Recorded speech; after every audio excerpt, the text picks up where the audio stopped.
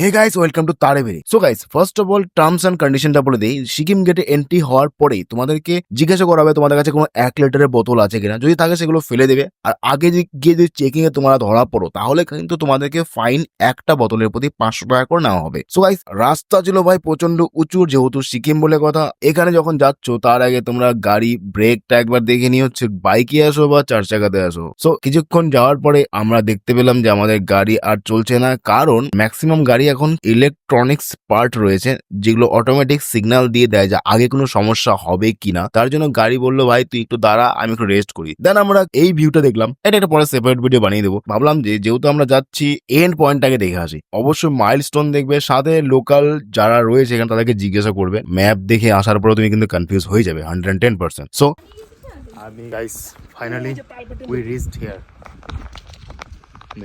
এখানে দু রকম ভিউ কিন্তু এখানে তুমি পেয়ে যাবে। যখন তুমি মনসুনে আসবে আলাদা রকম একটা ভিউ পাবে, আর যখন তুমি আসবে উইন্টারে তখন একটা আলাদা রকম ভিউ পাবে। টোটাল একটা ডিফারেন্ট টাইপের ভিউ, আর সত্যি খুব ভালো লাগবে। আর এখানে রয়েছে অনেকগুলো সিঁড়ি, একদম এন্ড সিঁড়ি যেটা ছিল ওখানে আমরা গিয়ে এই জায়গায় বসে কিছু আমরা শুট করেছিলাম। আর রিলটা এর আগে তোমরা হয়তো দেখেছো আমার। তারপরে আমরা বেশ সময় এখানে কাটিয়েছিলাম, ফটোশুট করেছিলাম। সো গাইস, ভিডিওটা কেমন লাগলো অবশ্যই কমেন্টে জানাও। আর যদি ভালো লাগে অবশ্যই শেয়ার করো। আর কার সাথে তুমি এখানে আসার প্ল্যান করছো কাইন্ডলি তার সাথে ভিডিওটা একবার শেয়ার। ধন্যবাদ।